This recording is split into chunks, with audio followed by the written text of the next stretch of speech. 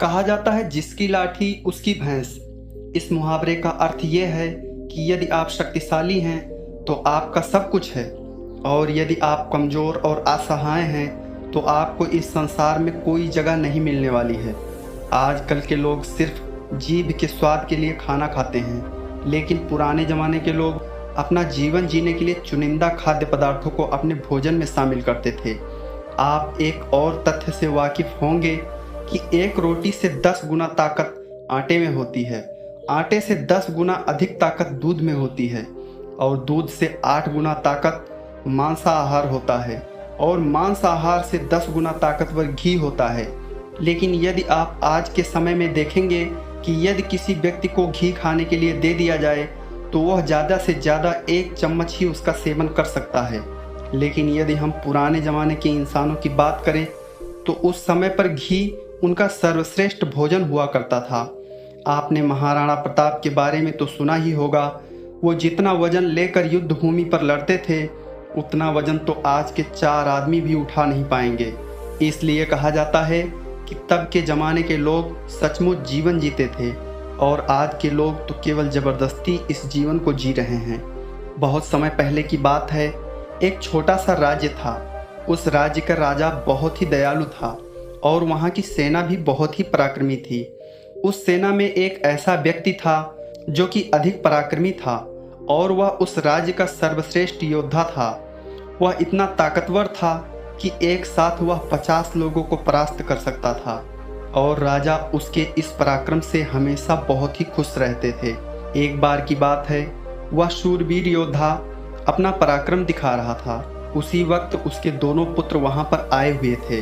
राजा ने उसके दोनों पुत्रों को देखा और राजा के मन में यह लालसा जागृत हुई कि आने वाले समय में हमारे राज्य के लिए इनमें से सबसे सर्वश्रेष्ठ योद्धा कौन सा होगा, हमारे राज्य के लिए योग्य कौन होगा।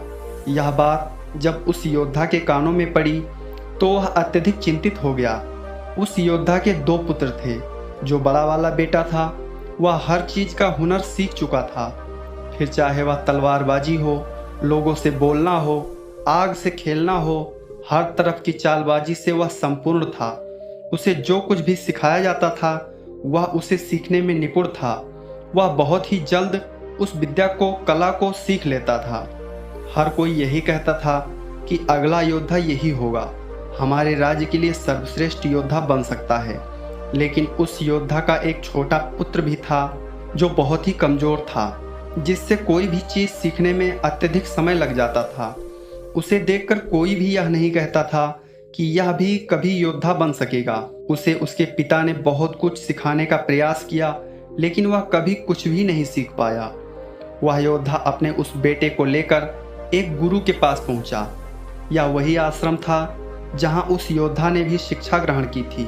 वह उस गुरु को भली भांति जानता था और यह भी जानता था कि वह गुरु उसके छोटे बेटे को शिक्षा अवश्य देंगे, जिससे वह भी अन्य लोगों की तरह पराक्रमी और शूरवीर बन सकता है। वह गुरु के पास पहुंचा और उन्हें प्रणाम किया और कहने लगा कि हे गुरुदेव, मैं चाहता हूँ कि मेरा बच्चा आपसे शिक्षा ग्रहण करे।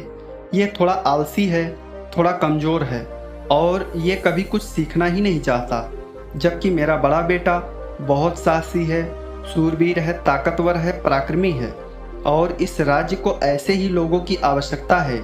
लेकिन मेरा ये छोटा बेटा जो कि मेरी चिंता का कारण बना हुआ है, मैं चाहता हूँ कि यह भी पराक्रमी बने, शूरवीर बने, ताकतवर बने, ताकि इस राज्य का हर कोई इसके भी गुण गाए। मैंने बहुत प्रयास किए, लेकिन ये कभी कुछ सीखना ही नहीं चाहता। उस योद्धा की ये सारी बातें सुनकर वह गुरु उस योद्धा से कहते हैं, मैं जानता हूँ तुम्हारे पुत्र को क्या तकलीफ है, मैं इसे वैसा ही बना दूंगा जैसा तुम चाहते हो, लेकिन इसके लिए तुम्हें इसे कुछ दिन तक मेरे पास आश्रम पर छोड़ना होगा। और मैं तुम्हें यकीन दिलाता हूँ कि जब तुम वापस इसे लेने आओगे तो तुम्हें तुम्हारा पुत्र इस प्रकार का नहीं दिखेगा। इसकी जगह पर तुम्हें वो पराक्रमी और ताकतवर बेटा मिलेगा जैसा तुम चाहते हो। वह गुरु अत्यधिक आत्मज्ञानी थे। बस उस योद्धा के पुत्र को देखकर यह समझ चुके थे कि उसे क्या तकलीफ है और उसे किस तरह से ठीक किया जा सकता है। उसे किस तरह से पराक्रमी बनाया जा सकता है, क्योंकि आखिर में वो एक ऐसे योद्धा का पुत्र है जिसे अभी तक कोई हरा नहीं सका। बस उसे इस बात का एहसास करवाना ही काफ़ी था।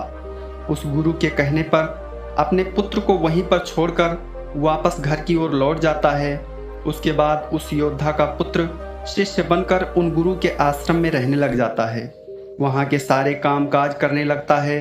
वहाँ पर वो सीखने लग जाता है, समझने लगता है, और इसी प्रकार से कई दिन बीत जाते हैं। और एक दिन सही समय आने पर वह गुरु उस योद्धा के पुत्र से कहते हैं, चलो आज मैं तुम्हें कुछ दिखाना चाहता हूँ। इतना कहकर वह गुरु उस योद्धा के पुत्र का हाथ पकड़ लेते हैं और उसे लेकर एक पहाड़ी के ऊपर चढ़ जाते हैं। उस पहाड़ी के ऊपरी छोर पर ले जाकर वह गुरु उस पुत्र से कहते हैं, आज मैं तुम्हें जो कुछ सिखाने वाला हूँ पुत्र, तुम उसे ध्यान से सीखना। इतना कहकर वह गुरु उस पुत्र को ऊपर की ओर इशारा करते हुए कहते हैं कि ऊपर ध्यान से देखो उस चील को। उस चील ने अपने पंजों में अपना नवजात शिशु रखा हुआ है। वह चील ऊपर की ओर बढ़ती जा रही थी, इतनी ऊंची कि बादलों को चीरकर ऊपर बढ़ती चली जा रही थी। और वहां जाकर उसने अपने बच्चों को छोड़ दिया। वह छोटा सा बच्चा डर गया। उसे यह समझ नहीं आ रहा था चील अपने बच्चे को इस प्रकार से नीचे क्यों फेंक रही है। गुरु और शिष्य दोनों ही इस दृश्य को बड़े ही ध्यानपूर्वक देख रहे थे। जैसे ही उस चील ने अपने उस बच्चे को नीचे की ओर छोड़ा, वो बच्चा तेजी से एक पत्थर की भांति नीचे की ओर गिरता चला आ रहा था। और वह जब तेजी से नीचे आने लगा तो उसने कई बार कोशिश की, कई बार प्रयास भी किए कि वह अपना पंख खोल सके, फड़फड़ा सके, जिससे वह हवा की उस रुख का फायदा ले सके, वह भी उड़ सके। लेकिन उसके कई अथक प्रयास के बाद भी उसके पंख नहीं खुल पा रहे थे और वह एक पत्थर की भांति तेजी से नीचे गिरता चला जा रहा था। जैसे जैसे वह नीचे गिरता था, उसकी माँ भी ठीक उसके पीछे ही थी। उसने ऊपर से अपने पंजे में फिर एक बार अपने उस बच्चे को पकड़ लिया। एक बार फिर वह चील अपने बच्चे को लेकर आकाश में ऊपर ऊंचाई की तरफ बढ़ती चली गई और फिर से वह ऊंचाई पर जाकर अपने बच्चे को ठीक उसी प्रकार से छोड़ देती है। आखिर चील अपने बच्चे के साथ ऐसा क्यों कर रही थी? गुरु अपने उस शिष्य का हाथ पकड़ते हुए पेड़ की ओर आगे बढ़े जहां पर वह चील रहा करती थी, और उस जगह को दिखाते हुए वह गुरु पुत्र से कहते हैं कि इस जगह को ध्यान से देखो, यहाँ पर इस चील का बच्चा रहता था। तुमने एक बात गौर की कि इस पेड़ पर अनेक फूल देखने को मिल रहे हैं, लेकिन जहाँ पर इस चील के बच्चे का घोंसला बना हुआ है वहाँ पर तुम्हें एक भी फूल नज़र नहीं आएंगे, क्योंकि फूल बड़े ही कोमल होते हैं। और वह चील चाहती तो इन फूलों को अपने साथ जहाँ पर रहती है उसे रख सकती थी, लेकिन वह जानती है कि फूलों में रहकर उसका बच्चा एक पक्षी बनेगा, लेकिन जब वह कांटों वाले घोंसले में रहेगा तभी एक चील बन पाएगा। और एक चील के बच्चे को हर तरह की यातनाएं बचपन से ही सहनी पड़ती है ताकि वह अन्य पक्षियों की तरह कोमल ना बने, क्योंकि वह एक चील का पुत्र है और उसे चील की तरह अपना जीवन व्यतीत करना है। यदि वह बाकी पक्षियों की तरह बनेगा तो उसमें और चील में क्या अंतर रहेगा? उसका स्वभाव भी पक्षी की तरह हो जाएगा और ना ही उसे कोई चील का पुत्र कह सकेगा। ठीक इसी प्रकार से तुम भी एक शूरवीर योद्धा के पुत्र हो। यदि तुम चाहो तो अन्य लोगों की तरह अपना जीवन व्यतीत कर सकते हो, तुम फूलों का आनंद ले सकते हो, लेकिन तुम एक योद्धा के पुत्र हो, इसलिए तुम्हें भी कांटों की राह पर चलना ही होगा। इन कांटों की राह पर चलकर ही तुम अपने आप को मजबूत बना पाओगे, अपने आप को शूरवीर और पराक्रमी बना सकोगे। ठीक वैसा ही यह चील भी कर रही है। वह भी अपने पुत्र को पराक्रमी और शूरवीर बना रही है। वह अपने बच्चे को उड़ान भरना सिखा रही है। वह बार बार जाकर अपने बच्चों को इसलिए नीचे पटक रही है ताकि उसका बच्चा खुद ब खुद उड़ान भरना सीख ले। जब भी चील किसी को जन्म देती है तो हर बार उसे वही सिखाना चाहती है जो उसने सीखा है।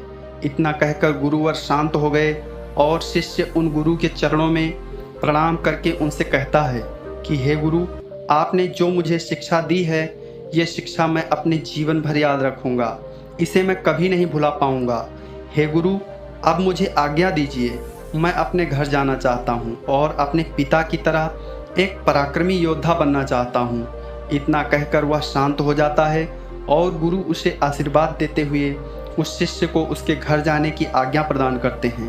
दोस्तों, आज की इस कहानी में आपने जो कुछ भी सीखा है आप उसे अपने जीवन में ज़रूर उतारोगे, क्योंकि ये बातें आपका जीवन बदल कर रख देंगी। और अगर आपको ये कहानी थोड़ी सी भी अच्छी लगी हो तो आप हमें कमेंट करके ज़रूर बताएं, और वीडियो अच्छी लगी हो तो एक लाइक ज़रूर करें।